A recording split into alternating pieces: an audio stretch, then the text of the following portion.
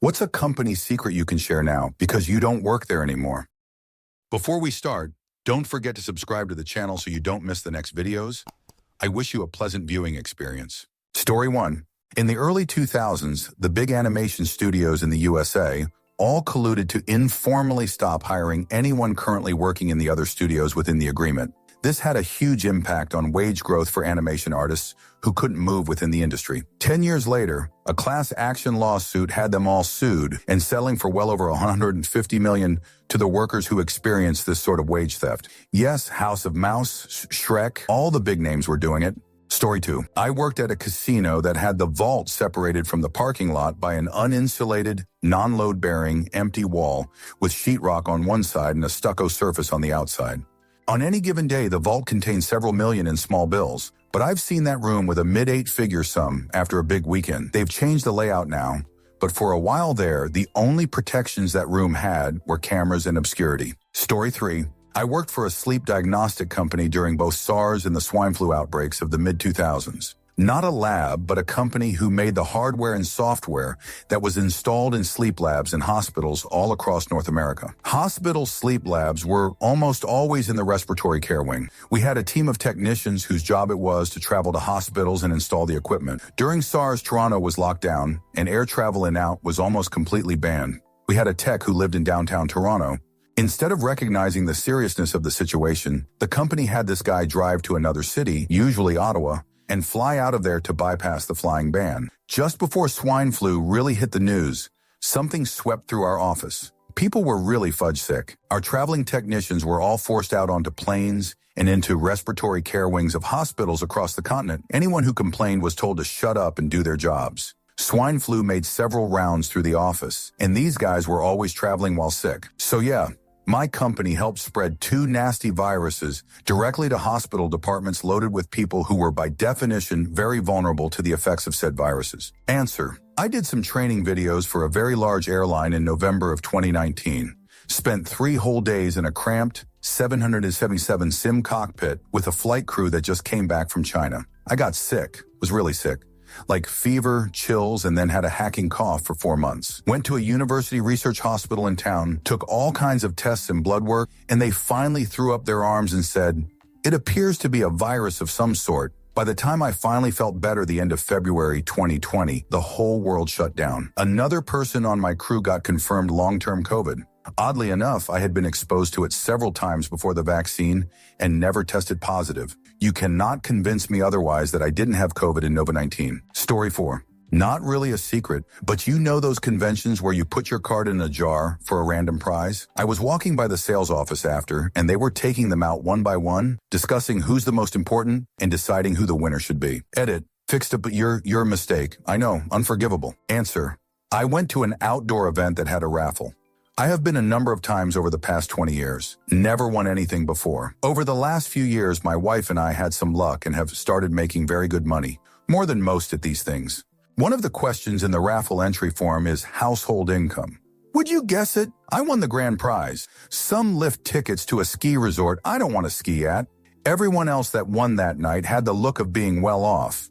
I'm almost certain that they picked the highest earners so they will spend more money on their products. Story 5. I worked for a poker site.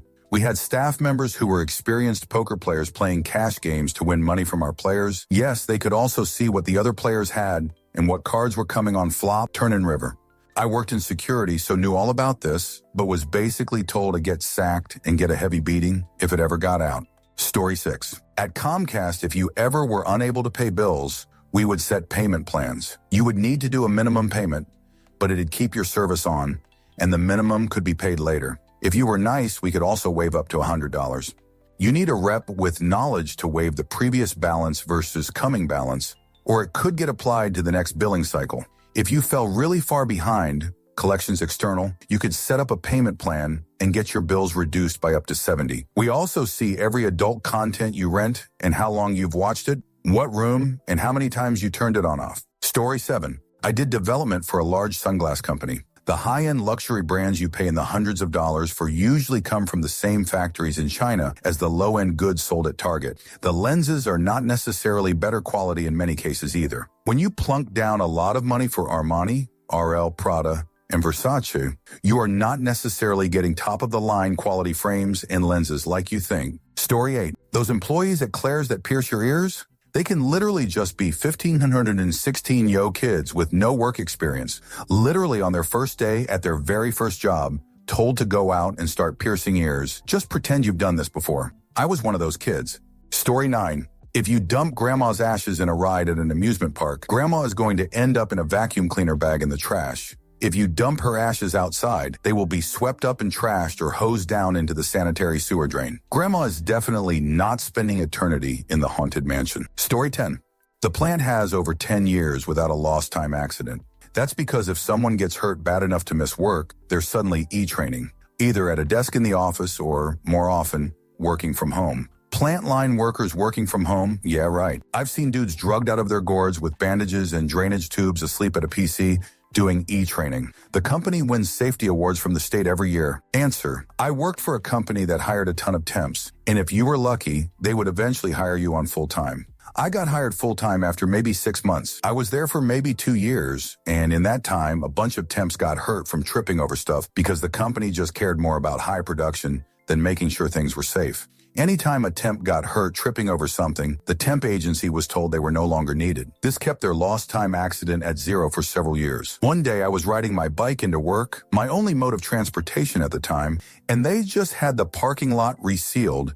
It was raining pretty bad, and when I turned into the parking lot on my bike, I wiped out and banged my head on the ground, good enough to give myself a concussion, and I wasn't allowed to leave and go to the hospital. I had to wait and go on my own time. That concussion fudged me up pretty good for 3 months, and I couldn't even do simple math and had a throbbing headache. Fudge you, CSM Bakery. Story 11.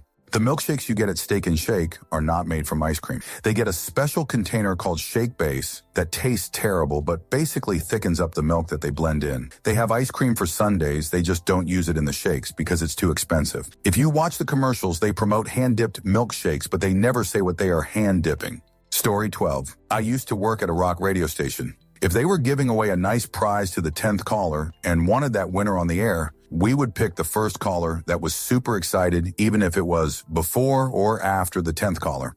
If it was a smaller prize where we didn't want to put the winner on the air, we would pick the actual 10th caller. Answer: that reminds me of a story from HS in the very early 2Ks. A local, very small radio station was giving away tickets to a midnight showing of The Two Towers for the night of the release. It was probably 1-2 a.m.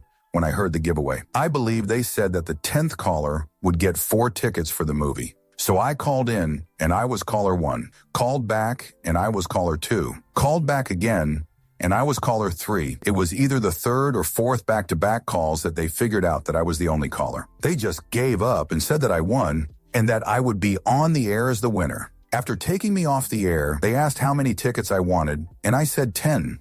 They gave it to me, so a bunch of my friends got to see it at midnight.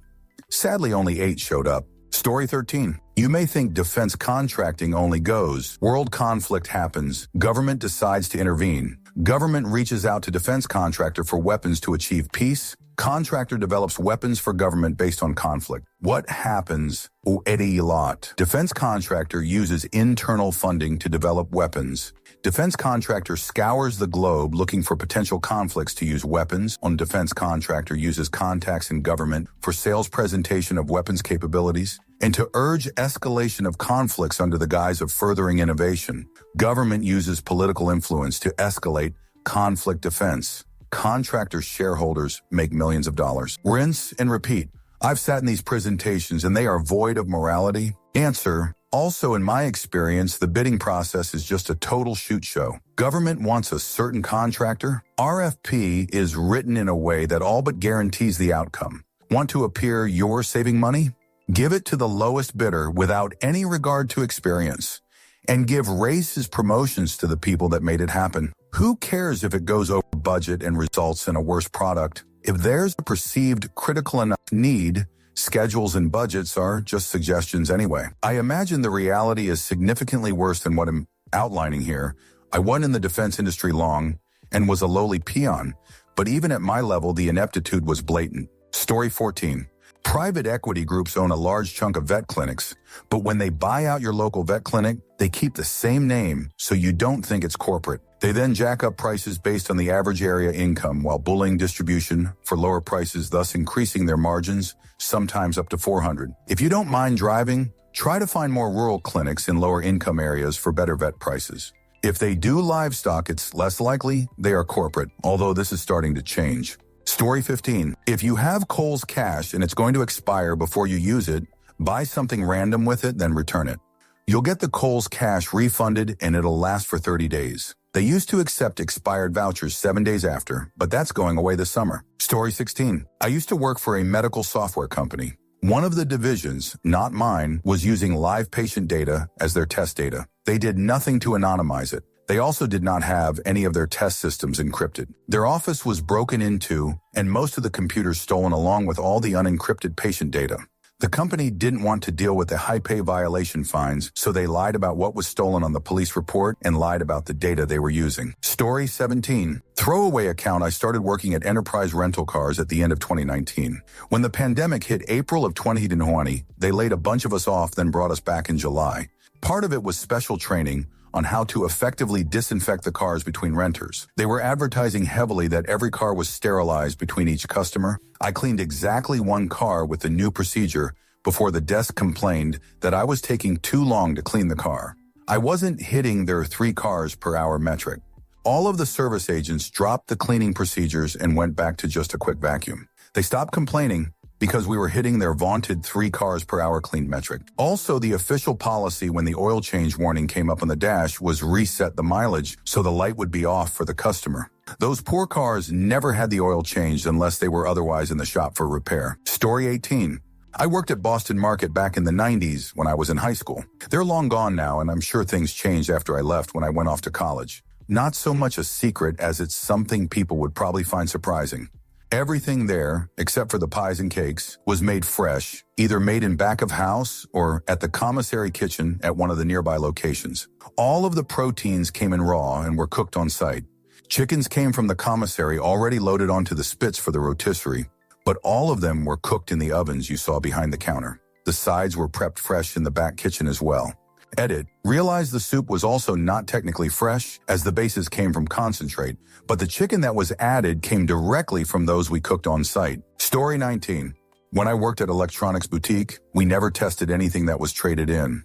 We would have a visual check of the conditions of discs, give consoles a good clean, then just resell everything and let the customers test it for us. If it came back faulty, they just got an immediate refund or exchange, and that was the point they were tested at. I think the time saved was more worthwhile to the company than the odd bit of lost money on a trade. We traded so much there would have been one member of staff full-time testing stuff. Far cheaper to just bin the odd mistake. Answer. I worked for Radio Shack back in the day, and my location was in a mall next to an electronics boutique. Unusually, they had about 80 secondhand copies of Tomba for PS1, which were marked at 2 each. This is now a 150-200 game LOL. Nobody wanted them, and the staff came to really dislike the game, as they noted that a lot of the people who traded it in compared to other games were difficult to deal with. So to cope, they would play Frisbee with the discs after hours. I used to stop by after my shift to hang out with them, and they were doing this constantly. One night someone brought a baseball bat and people threw the discs, and someone tried to hit them in the air with the bat. A few of the discs were irreversibly destroyed, and the rest went right back on the shelf with no checks. Story 20. The heavily environmental regulated industry capable of producing massive greenhouse gas emissions that gets inspected regularly for UPI compliance. We always knew at least 24 hours in advance when an inspection was coming and covered things up to be compliant. As soon as the inspectors left, the plant was wide open and absolutely dumping gases. Story 21. You know that exceptional, world-renowned hospital with the lowest mortality rate across all surgical procedures? They manipulate their operating room mortality percentage by wheeling any crashing patients into the ICU, which coincidentally starts in the hallway outside the OR. This has become commonplace in surgical departments. Deaths in OR are extremely detrimental to surgeons, departments, and hospitals, and the stats are manipulated as a patient is dying by wheeling them into an adjoining room. That's not surgery. Story 22. Phase Technologies. They produce 3-phase machines and motor starters. If you work in the plumbing, oil, heavy equipment, like lathes, AC, etc., or most certainly in the farming industries, you may have heard them. They primarily focus their sales in the farming industries to work on pivots and pumps. But did you know, anytime they release a new product, they have most certainly not tested it enough in real-world conditions. Basically, knowing that the product that can cost thousands or hundreds of thousands of dollars will malfunction, break, or catastrophically fail in less than a week from delivery. Furthermore, you want to buy a warranty at a premium price of 600 euros or more? Guess what? You won't get any repair parts sent out to you. Plus, we don't have any service members that can come out to you to fix your 100,000 piece of equipment you just broke. Nope. You have to pay to send it to us, that is on your dime. And if we deem the issue to have been caused by you through whatever arbitrary nonsense we just make up, guess what? Your warranty is invalid and you now have to pay to get it shipped back to you. Oh wait, there is more. Did you buy one of the motor drivers for your garage door or something? Well, you see, they advertise that the 3 amp or 5 amp model can drive your door, but really you'll need a 30 amp driver, even though your machine is rated for far less. So don't trust what they have on their site, whether it be warranty, details, or even price. Seriously, this was the scummiest company I've ever had the pleasure to work for, and am glad I no longer work for them. Story 23. Monitored home burglar alarm systems don't prevent burglaries. A beware of dog sign on the fence and a large dog water bowl on the porch make a much better deterrent. I worked many levels in the industry for 10 years. Story 24. Worked at a water park for my first job. I dropped a hamburger bun on the disgusting floor during a rush, and my lead, without even turning around, told me put that bun on the burger and give it to the customer. I don't even know how she knew I dropped the bun. The food director gave me a Vicodin on the job because I jammed my finger. Employees fudge like crazy in the food stands. Story 25. A major law firm I worked for suffered a cyber attack. They never publicly disclosed it.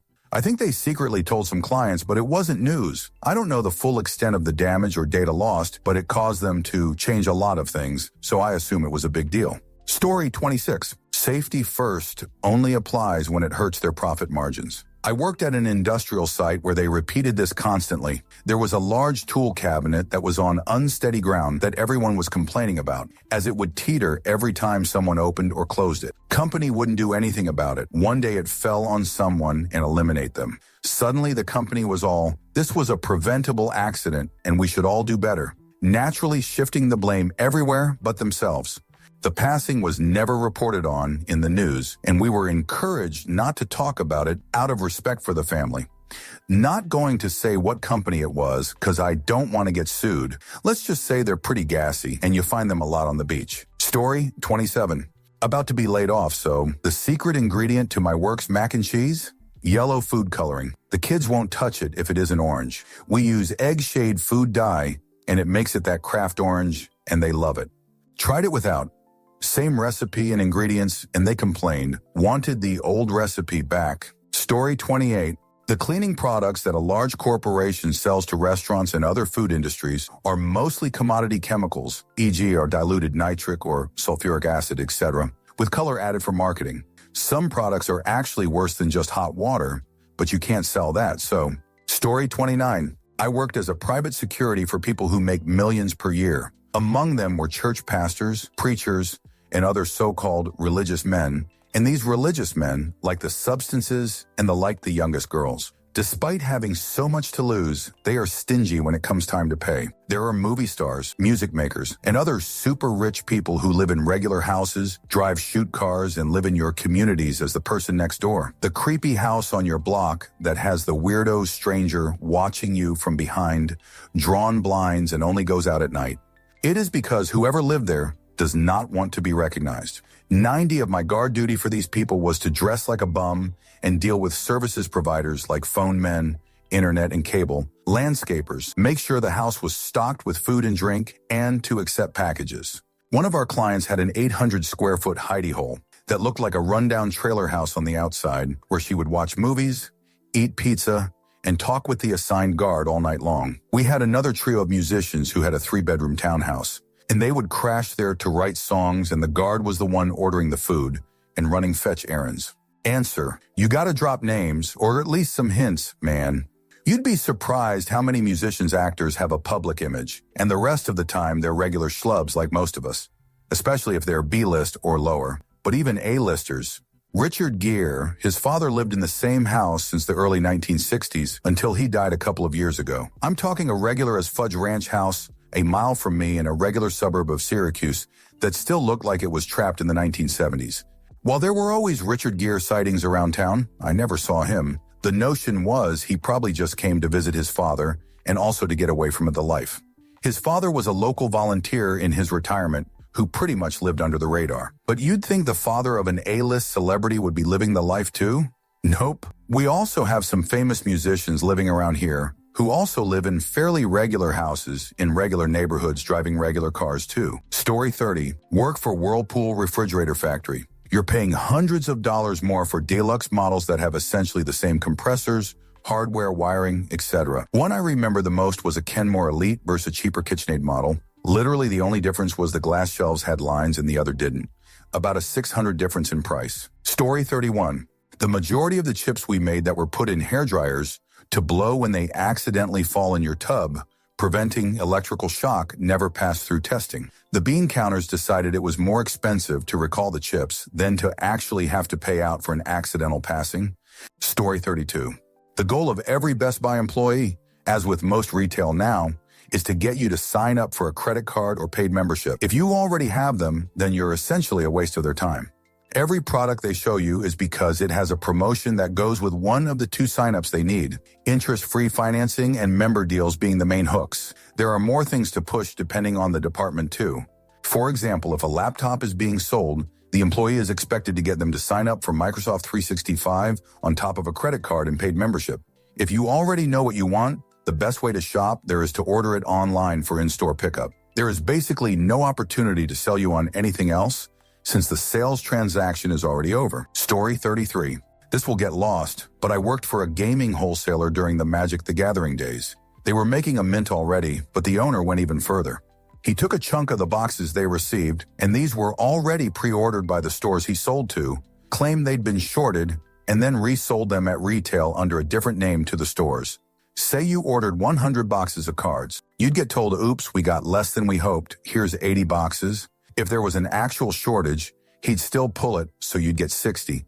You're paying wholesale, say $40 per box. You complain to your rep, who then says, well, I know a store that has them for sale, only that store is a chick in the next office with a different phone line, pretending to be a different company.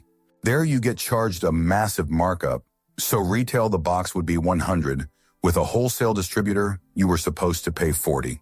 Dude shorted your order, then sold you the boxes he withheld at a massive markup, to the point where you were paying $400 a box and thanking the faux company for helping. Scumbag. Story 34. Maybe I was only one that did it, but back when I worked at Blockbuster, if you were a male body part when asking me if we had the most popular movie of the weekend in stock, I would walk over, check the drop box, and tell you nope while staring at 3 copies laying there, ready to be checked back in. Treat people in customer service with respect, and it'll take you a lot farther. Story 35. You ever go into a cell phone store, and the person working with you asked you to unlock the phone W, and then say they need to take it to the back to diagnose something or get a coworker's opinion? They were very likely looking for private pictures. I saw up to district management levels participate in this and was told by my manager that it wasn't worth pursuing. Also, we would get asked to try to access spouse and children's phones all the time. Story 36. Pawn shop 1. Always clean the item before bringing it in and be ready to show it works. 2. Be kind to the broker you're working with. This can go a long way in how they negotiate with you. 3. Have the broker quote a price before you do. They will always ask what you're looking for first to see if it's less than what they'd max offer. Negotiate after the broker quotes a price. 4. They have no interest in your situation or financial struggles. Literally, 80 of the people in there have the same issues, so stick to general talk. 5. Our shop would typically pay $25-30 of new price found online or at retailers. Yes, internet is available for them to reference. They also have set prices to pay for common items. Video game systems, TVs, accessories, etc. If you're not comfortable only receiving around 25 of new for your item, even in good condition, don't bother coming in to sell and go to FB Marketplace instead. 6. Inventory is the pawn shop's biggest failure point. It doesn't make the shop any money with items sitting on the shelf. The broker doesn't have any skin in the game for items on the floor for sale, so use that to your advantage. Make an offer less than the sticker price. Likely they will consider it and either accept or counter. Again, too much inventory eliminate pawn shops and they get a lot of it every day. 7. Lastly, the biggest secret. Always tell the broker you want to pawn your item instead of sell. Pawn shops would much rather give you a loan and you pay a large amount of interest and then have you pick up the item at the end. It removes the inventory aspect and doesn't waste labor or time trying to sell the item later on, if it ever does sell. Not picking up the item you pawn doesn't hurt your credit score, and nobody really keeps track of whether or not you pick up your items. Conversely, you're much more likely to get a few extra dollars for something you pawn due to the broker thinking you may come to pick it up, and the more they loan out to you, the more interest they will get. You'll get much more room to haggle on items you sell if you tell them that you wish to pawn your item and just never pick up. You're welcome. Answer: I used to make a good deal of my living off pawn shops. Some pawn shops have good inventory for resale. Industrial or blue-collar areas are the best. The pawn shop managers generally knew me and gave me good deals as I'd spend a lot of money. One pawn shop had an HP instrument that was used to test cell tower electronics.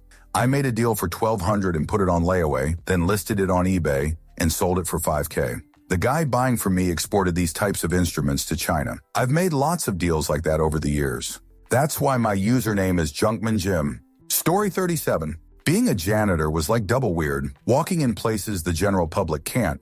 Baseball locker rooms. Also hearing things in bathrooms behind the scenes. Rumors happen even in general management. Story 38. Used to work for Rolex. We did have very low stock, only like 50 watches a month. If someone wanted something, you had to present the case to the manager with a massive story why they deserved the item, but mostly they went to the boss's friends or people willing to give you gifts under the table.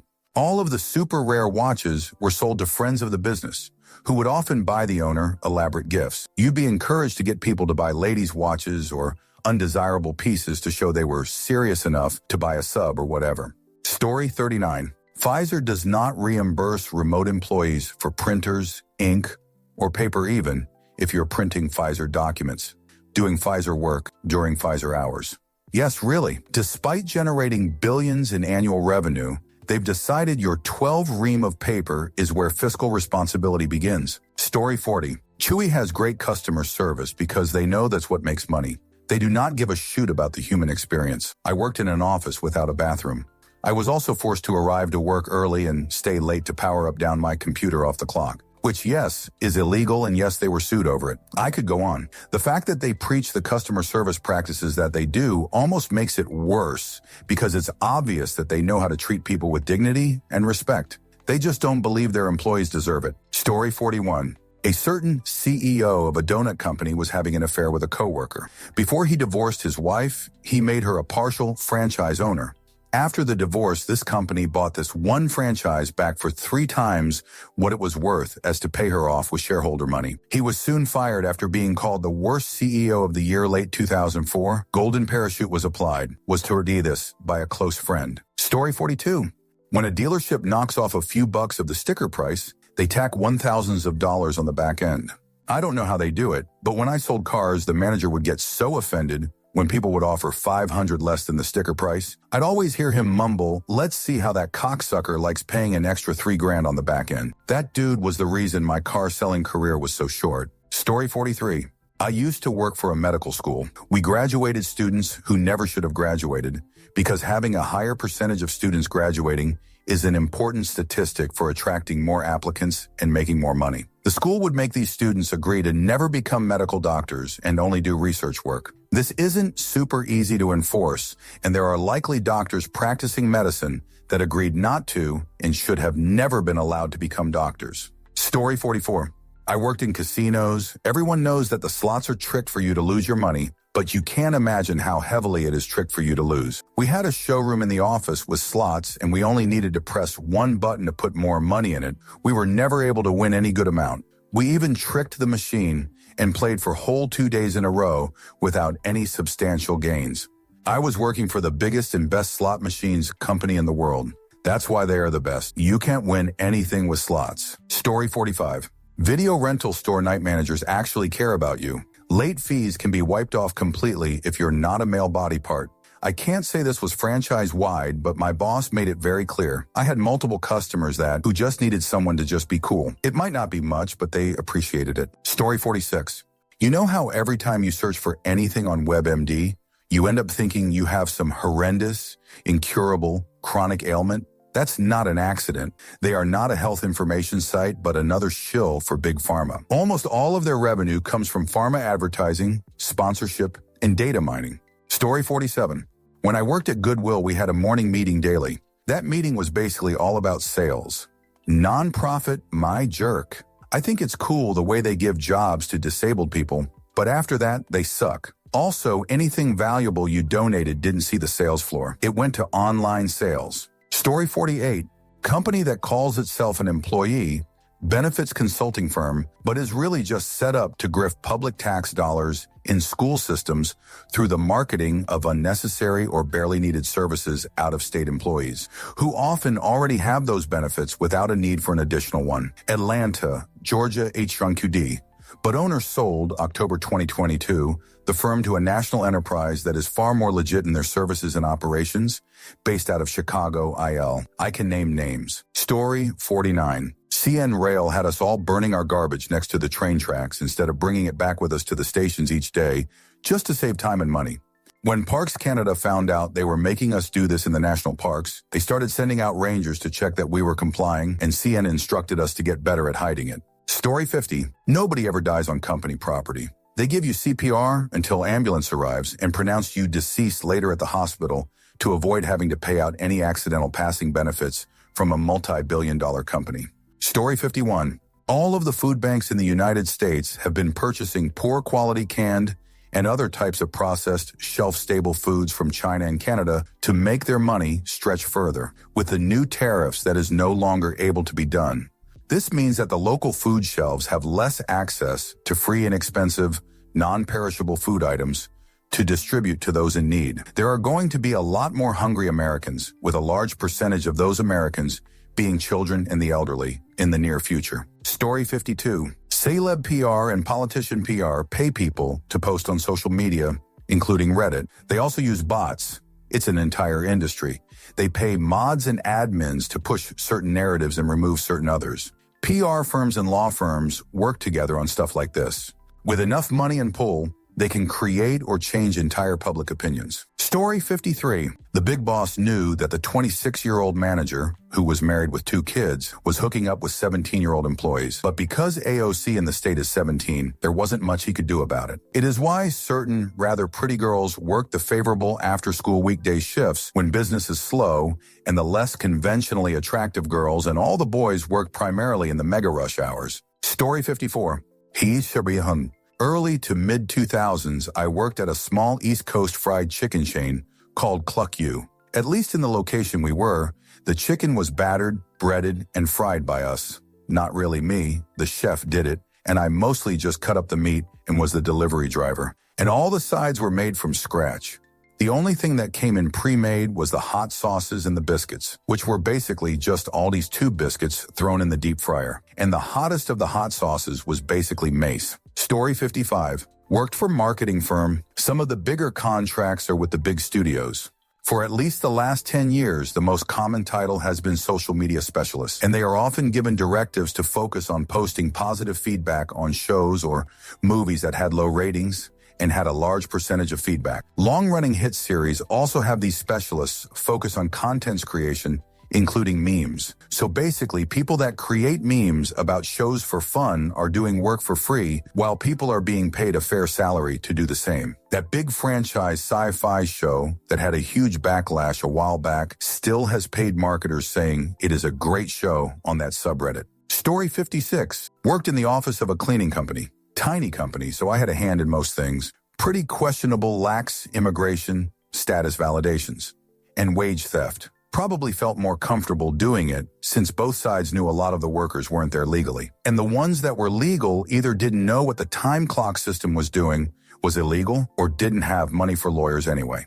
Owner of the company fired 2 HR payroll VPs who tried to get compliant on this stuff. They started hinting that they'd like me to start helping out with some HR and payroll stuff, and that's when I polished up the resume. I would have been an idiot to sign my name to those forms. This was a long time ago, probably 10 years. No clue if any of this got fixed. Story 57. I worked at Toys R Us and I managed the doll section. I can only speak for the store I worked at. Non-white dolls had very little sales. By far, blonde-haired, blue-eyed dolls sold the best. I imagine for doll companies, it's hard to balance creating the products the customers want versus creating the product they actually buy.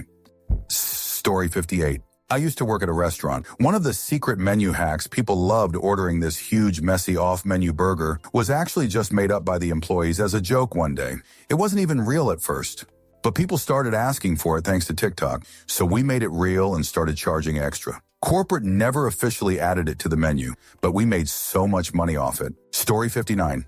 Many years ago, I applied for a job ad for a plumbing company. I didn't know jack, but was willing to learn. They asked me if I had sales experience. They said that sometimes there is a call which really needs a 10-cent washer replaced. But if we cannot tell them that and instead upsell them to a whole new bathtub, it's much better for business. I did not pursue it further.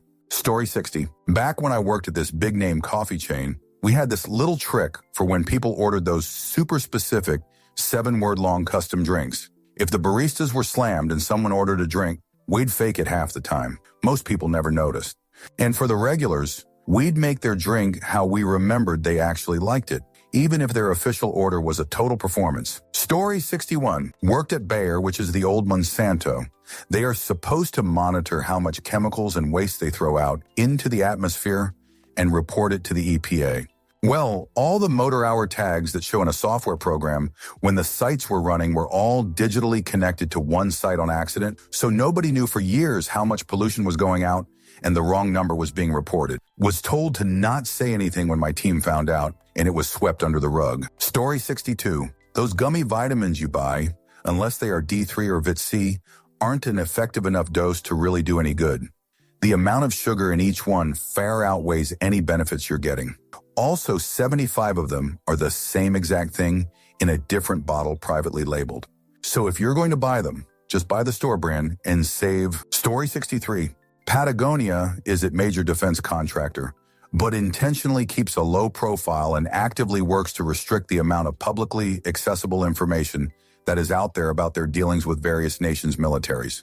They often even conceal this info from their own employees. Every major outdoor apparel and equipment company is a defense contractor. It's just that some do a better job of concealing it than others. The entire outdoor rec industry is subsidized by the military-industrial complex, to the point where they're basically one and same.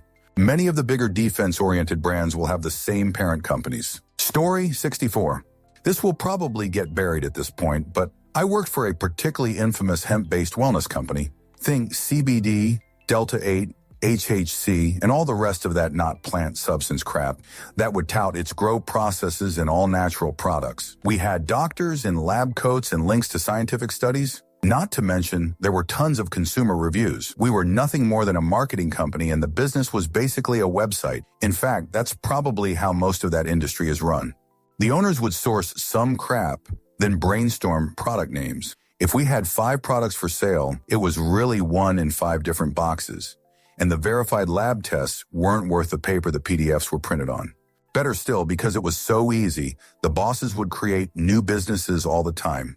You dislike Company A and decide to switch to Company B? Guess what? Same owners, same product, different package, and all these companies are the same. During COVID, for example, they had no problem saying shoot like CBD cures COVID. A study on rats showed HHC might affect opioid use disorder. Our product stops addiction. It's used car salesmen pretending to be doctors. I've seen them take the do not call list and illegally mail them promos. And so much worse. What's scary now is that these assholes have begun selling the Kratom Synthetic 7OH. Now they're getting people hooked on real shoot and treating it like some spices you buy at the bakery. Just pace yourself, they say. Stay far away from that industry. Story 65. Worked at 2 Tex-Mex restaurants. The family-owned restaurant was super popular. They had like 6 locations in town. The way the food was made was horrible.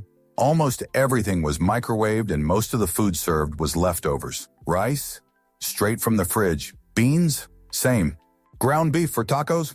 Same. The only way you could guarantee fresh food is if it was anything that had to be grilled, like fajitas or quesadillas. The fillings were beef or chicken fajitas, maybe the fries from the kids' menu.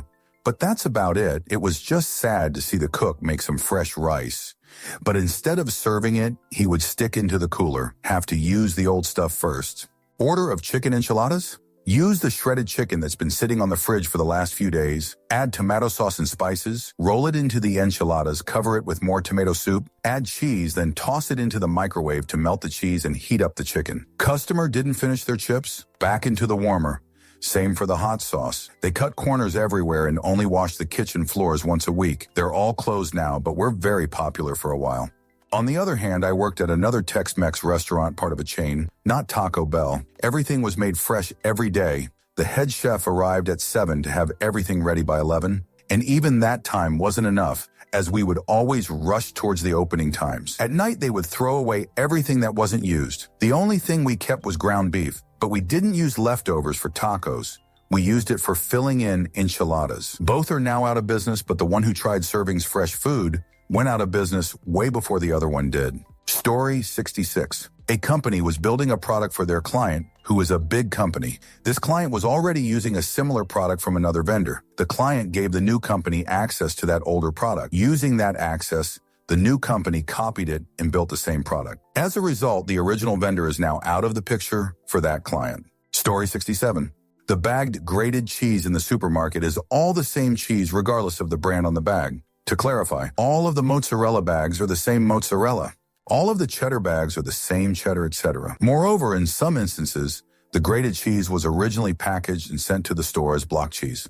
When it reached its sell-by date, it was returned to the cheese plant, unwrapped, put through the grater, and then sent back to the store as bagged grated cheese with a new sell-by date. Source worked as a temp in a cheese processing plant in Vermont. Story 68. The company I worked for in 2016 accidentally changed everyone's payment terms to 90 days from whatever it was because they weren't going to have enough cash by end of the month. It wasn't an accident, and the procedure was to fix it when it was asked about by our vendors.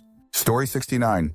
I worked at Taco Bell for about 2 weeks in college. When I started, the bags of taco meat were supposed to be boiled, drained, and then used in the food. A week after I started, Corp changed the rules and said there was no need to drain it anymore to save time. It literally meant there was significantly more grease in the food, and people immediately started complaining about how greasy the food was, and some got sick from it. As far as I know, they still don't drain the meat before using it on the product. Story 70. Want to put your child in a preschool or daycare? Don't do it. The amount of child abuse, physical harm, neglect, unethical treatment, and stupidity by jerk employees who don't give a FK because they make $8-10 an hour and are not qualified because they're either still kids themselves or don't make enough to care. Mandatory reporting, instant termination as you are now a business liability. You saw a child get smacked by a teacher, it gets swept under the rug and everybody's told to look the other way or is gaslit. Center directors would rather fire an employee and say they were mistaken to the parents or authorities than risk all the parents finding out their child is in danger and pulling them out of the school, causing the business to shut down within a week because, no more money. I'm going to be a stay-at-home dad. Story 71. Disney buys ground beef on the open market. So does Taco Bell. Taco Bell has enough buying power to put a lock on much of it. The shelf life is 16 days, but Taco Bell won't take anything after 10 days. Disney buys up the older than 10 years, but less than 16-day-old ground beef and serves it in their parks. That taco that you ate at Tortuga Tavern near Pirates of the Caribbean?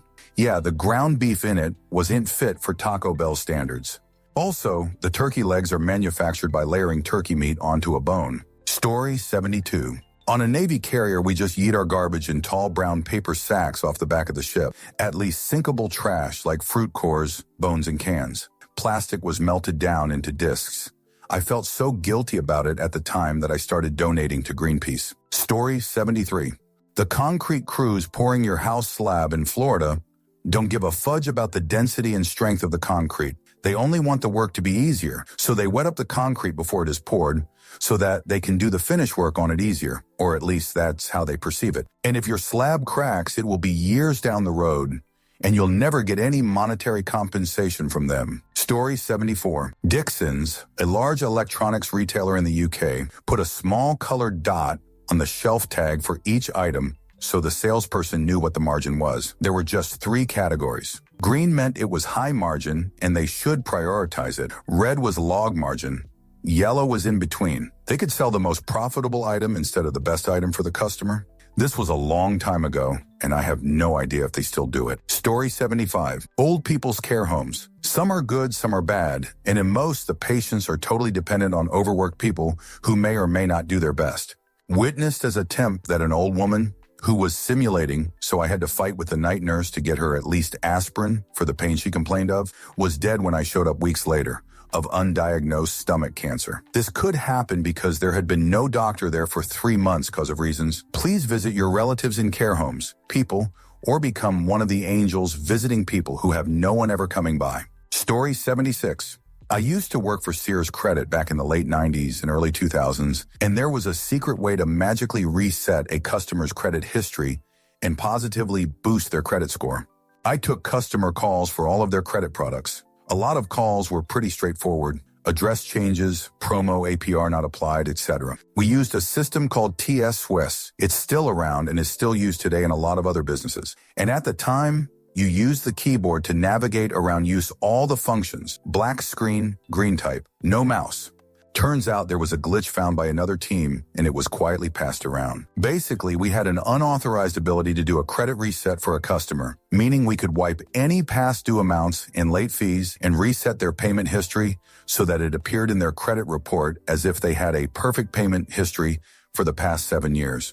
Doing so would reset everything Sears related with the 3 main credit bureaus. Keep in mind that at the time, Sears was the 8th largest bank in the U.S., and a lot of people's Sears card was their first credit card, and as a result, it weighed heavily on their credit score. Length of credit factors into credit scores. People with a 30-year credit history with Sears was not uncommon. Also, back then, it was the Wild West of credit. Things like universal default and huge interest changes due to one missed payment, e.g., potentially double your rate for being 24 hours late on one payment, were common, among other things. Any action we took, though, would become a permanent part of their internal account history, including documenting the call itself, so your fingerprints were on their internal record, so we had to be careful. The hack was, if you were in one particular screen for something random, I can't remember what, but it was along the lines of the screen for sending them a statement, you would simultaneously press 5 or 6 keys together, like F12K Shift L E, and then presto, a credit reset was performed. We all knew you could get fired if caught if a supervisor was looking over your shoulder, so it wasn't used often. Every once in a while, I would get a customer that had fallen behind or gotten screwed through no fault of their own or under seemingly tragic, sad circumstances. I could go back and see all their payment history to verify they were honest customers, and if their story didn't set off my BS meter and they were nice, I would sometimes perform this maneuver discreetly for them. I figured since I pray to the God of second chances, it's only right that I grant someone else's prayer, and I wasn't the only one too. This also taught me to always be nice and courteous to customer service reps, as sometimes those frontline people can pull more strings for you than you realize. I never got caught and was eventually promoted away off of the phones, though I know Sears eventually got wind of the glitch and patched it, so it was no longer available. Story 77. Been a while, so this may be no longer true, but sweet popcorn at the cinema I worked at came pre-popped in big blue bags and put in heaters. The smell of the cinema came from the salted popcorn that was made on site. Story 78. Dear Lord, reading these comments, and absolutely no one understands networks or telecommunications. Entire call centers are ran on dedicated private circuits that are on enterprise-grade connections. FIOs would not be used. Maybe as a tertiary backup if the primary and secondary connections go down, but that'd be it. Also, of course, cell providers use different last-mile connection to reach their cell sites regardless of geography, but it's always generally only last mile, and they go back to that cell provider's main network fairly quickly. Story 79. Worked in a manufacturing plant where we get shipments of pre-made products from China. They came in plastic wrapping, but without any product info on it. My job? To add our product info on the packaging, which included Made in America. Story 80. We removed the stickers and labels off of imported test kits for things like HIV, hepatitis B, etc., and put our My Boss's company stickers on it as if we had made them ourselves, which TBF, sometimes we did. I even learned how to photocopy the old company's product pamphlet to fade out their company's name and blend place hours over it. Felt very sketchy. Story 81. I think the most important thing to keep in mind when you hear stories like this is that they probably knew they would face legal trouble for this, but also knew they would save more money than they would have to pay out. These huge corporations aren't just stupid, greedy Scrooge McDuck types who think they can get away with this shoot. They're actually stupid, greedy Scrooge McDuck types who know they can get away with this shoot. Story 82. There's a depot in a local city where the farmers market sellers buy their bruised produce. IDK, how people believe that the guy who claims to have an organic farm in his backyard has overflowing crates of vegetables all year round in 20 varieties just from his yard. Story 83. I worked at an Apple dealer operating from a former bank building, and they stored all the stock in the vault. One night it was burgled and the contents emptied out. Even the customer laptops being serviced were stolen. Turns out the toilet behind the building with a padlocked door shared a brick wall with the vault and was the weakest part. The gang somehow knew ahead of time and came with jackhammers. Story 84. I did some training videos for a very large airline in November of 2019, spent 3 whole days in a cramped 797 sim cockpit with a flight crew that just came back from China. I got sick, was really sick, like fever, chills, and then had a hacking cough for 4 months. Went to a university research hospital in town, took all kinds of tests and blood work, and they finally threw up their arms and said, "It appears to be a virus of some sort." By the time I finally felt better the end of February 2020, the whole world shut down.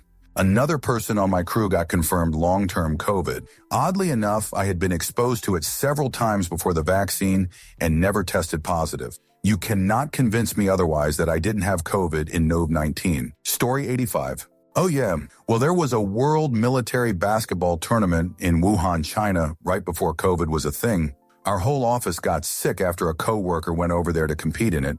Pretty sure we had patient zero on at least the East Coast. They competed in AUK 2019. She was back in the office in November. By Deck 20th or so, the whole office was deathly sick during our Christmas party. CDC says the first case was 20 yuan, but I don't believe we didn't have it.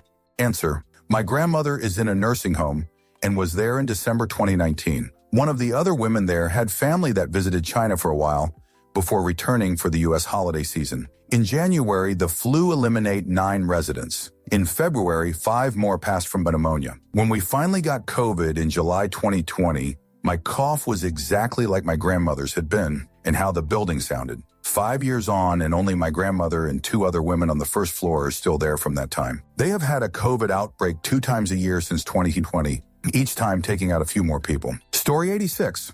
My previous boss lied about traveling to China in February 2020. She flew to Singapore and then to the U.S. to avoid the ban. She coughed in a closed room with us for 2 days. I got so sick I missed my husband's surgery. I went to the doctor and they had no idea what to do with me. Told me to go home and write it out. That was right when guidance was coming out on COVID. She got stopped on her way back to Singapore because they actually looked at her travel history and saw she had been in China. Put her in quarantine for 9 days. Too late for me. Story 87. I knew someone that did that and offered a free trip to the Bahamas for the person that won the raffle. However, there was no free trip to Bahamas. They just did that to get people's names and phone numbers to get them to buy insurance or financial advice or whatever. Story 88. I went to an outdoor event that had a raffle. I have been a number of times over the past 20 years. Never won anything before. Over the last few years, my wife and I had some luck and have started making very good money, more than most at these things. One of the questions in the raffle entry form is household income. Would you guess it? I won the grand prize. Some lift tickets to a ski resort I don't want to ski at. Everyone else that won that night had the look of being well off. I'm almost certain that they picked the highest earners, so they will spend more money on their products. Story 89. This happened to me once. Sold the hell out of some raffle tickets for an organization. They called a meeting to draw for a winner, and I watched in disbelief as they kept pulling names until they found one they wanted. I don't participate in any raffles unless it's for a cause I would donate to anyway. Answer. I remember reading a blog talking about how there was a SUV giveaway for guess how many golf balls fit inside. The dude had a mathematics background and went to actually measure the interior to more precisely calculate. Anyway, the correct number and winner was announced. The math guy was like 2 off or something. The winner, someone with the same last name as the dealership owner. Edit. Thanks, Rowland, For you, I remembered some details wrong. They were 76 gasoline balls and husband and wife won. Wife apparently spoofed a different last name and household. I guess it's no longer in the spirit of the discussion, but it's interesting that they skirted rules and sent in a lot of entries to win. Story 90, completely unrelated, but this just reminded me of the time my brother, 13 or 14 at the time, entered a raffle drawing at the mall to win a jet ski, and he actually won. They called our house, and our mom had to explain that A, we had no use or space for a jet ski, and B, he was a child and legally not even allowed to have entered in the first place. We were pretty upset about it, LMO. Story 91. Former management here, and this is absolutely true. Also, every single ball of dough that gets shipped to stores nationwide is made at their Atlanta location. Same with the sauce, except the sauce gets finished, extra ingredients added, at the store as needed. Story 92. Now that you say it, it hits in my brain as being right. I use molasses in place of white sugar or honey in a lot of what I bake because of the depth of flavor and the chew factor. I like it. Gonna make pizza dough soon. Thanks, friend. Story 93. Worked for another large cable company and people would try to claim they never ordered the adult VODs and wanted refunds. Was great to get a log pulled and call them back and explain that not only was it ordered, but it was also paused, fast-forwarded, rewound X amount of times. Story 94. I learned this because I had to go to Target a weird amount of times in a 2-week period. There was an empty Monster Energy can, obviously visible on a shelf. Each time I went, I checked to see if it was still there. It was. I don't know when they eventually got rid of it, haha. Story 95. I was the only one who tried to spray my counter once every hour.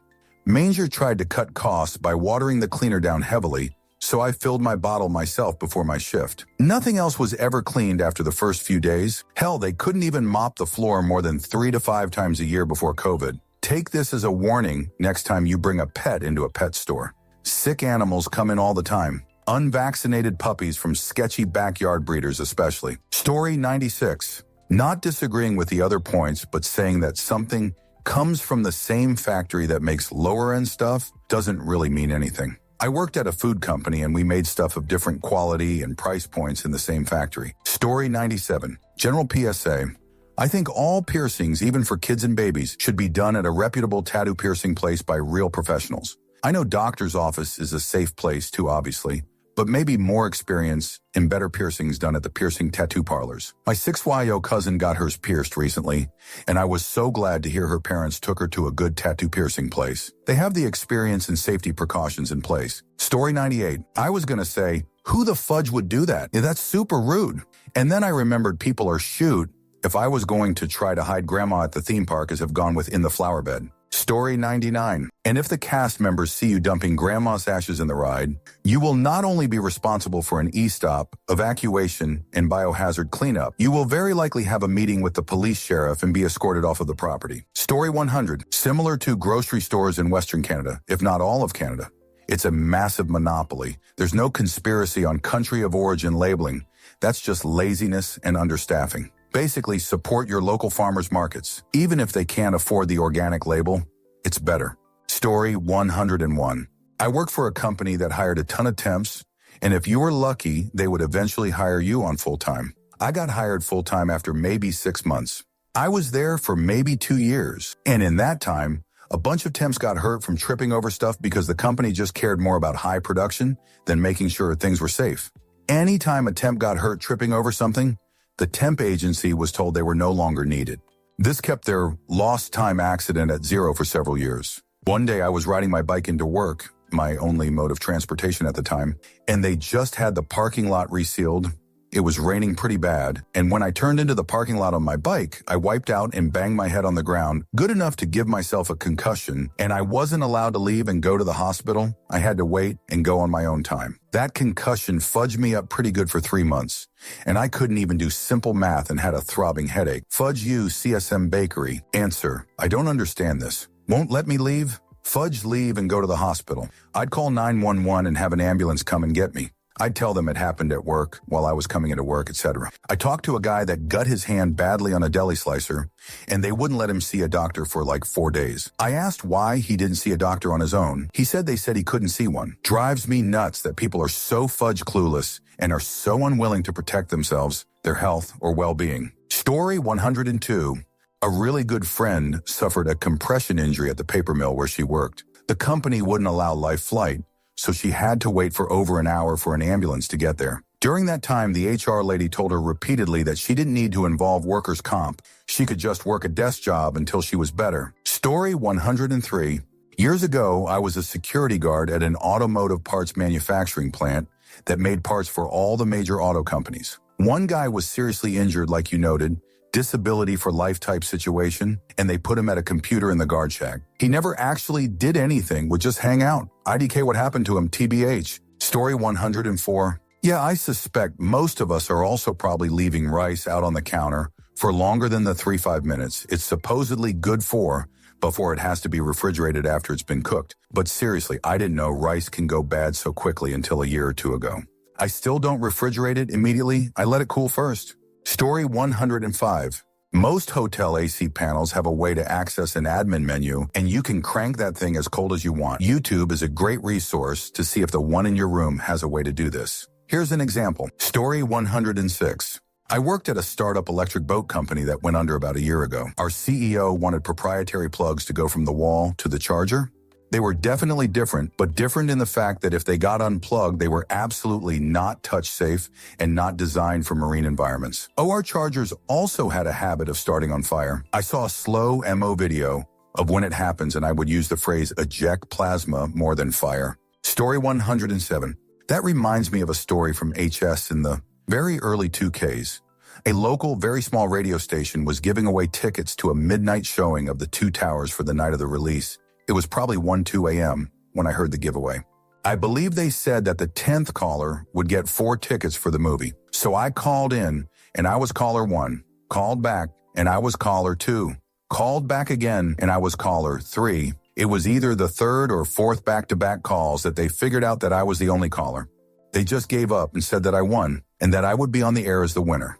After taking me off the air, they asked how many tickets I wanted, and I said 10. They gave it to me, so a bunch of my friends got to see it at midnight. Sadly, only 8 showed up. Story 108 was, I called to request a song from a college station back in the 90s, and accidentally was the 10th caller. It was a CD for a band I didn't listen to, so I was like, oh great, thanks. Could you also play this other song for me? I didn't get put on the air. I didn't even get the CD sent to me in the mail like they said they were doing. Come to think of it, I'm not even sure they played the song I wanted.